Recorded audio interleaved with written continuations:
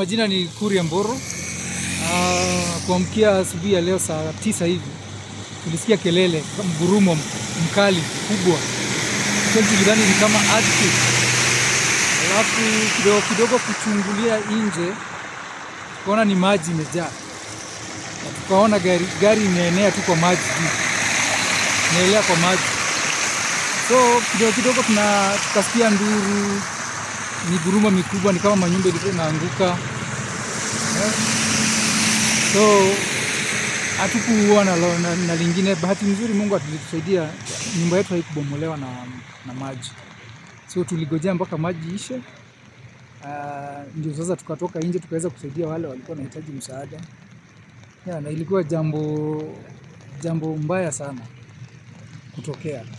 Sababu watu wengi wamefariki, wengi wamepoteza mali zao, wengine ni wagonjwa wako hospitalini. So ni jambo ambalo si nzuri kabisa. Na maji yenyewe yalitaki muda upi kukaa hapa area? Maji ilichukua kama dakika 15 na ilikuwa imeisha 15 minutes. Na gari lako lilifikaje hapa? Lilibebwa na maji kutoka huko nyuma. Tulikuwa tunalionea tu kwa maji juu. Wakati maji iliisha sasa ndio likaletwa mpaka hapa. Mtaa huu mmoja tu. Yaani wasema gari ililetwa hapa tu peke yake hivyo ikapakiwa hapo. Ilikuwa pale pande ile. Ilikuwa kwa barabara. Sasa tuliondoa tukaileta hapo kwa magari.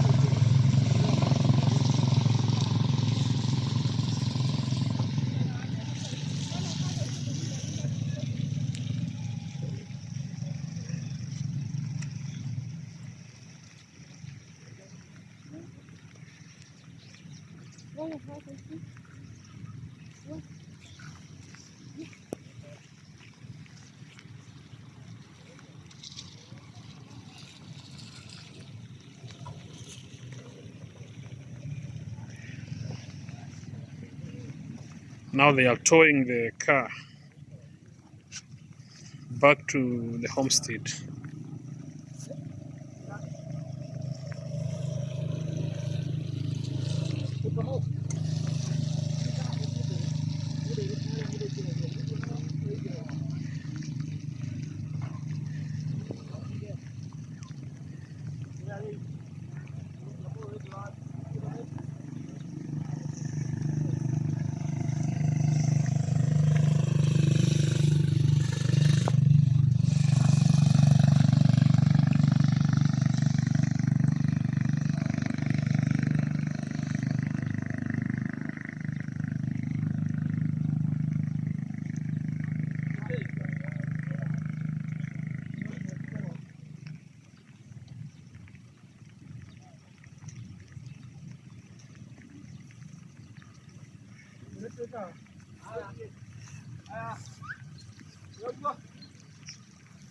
Namwambie pole pole.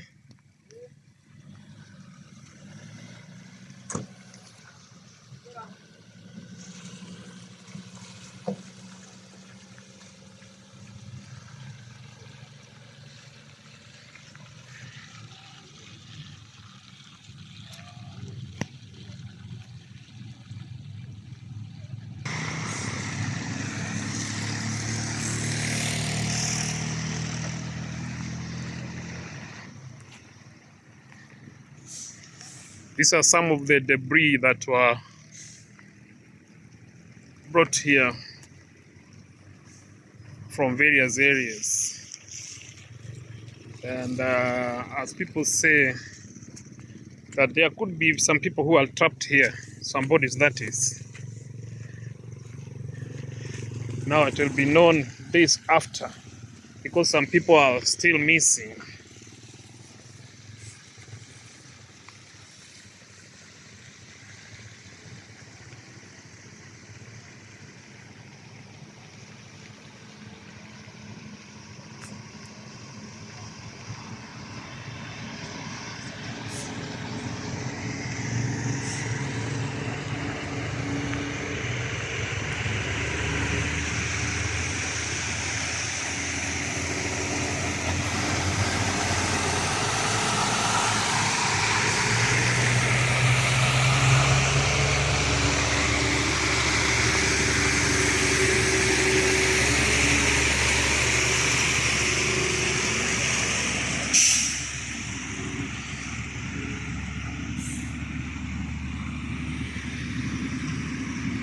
These are a bed, a frame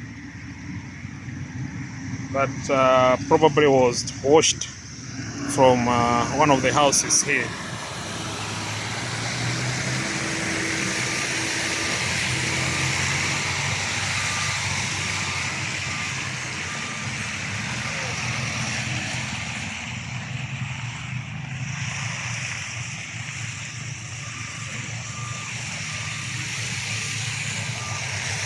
And here we have a weighbridge platform. You can imagine how heavy it was, and it was buoyed to this point here.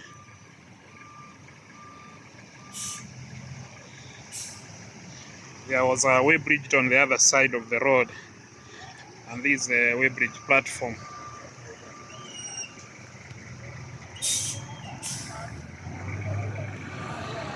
And here there are some people still searching for variables in the debris.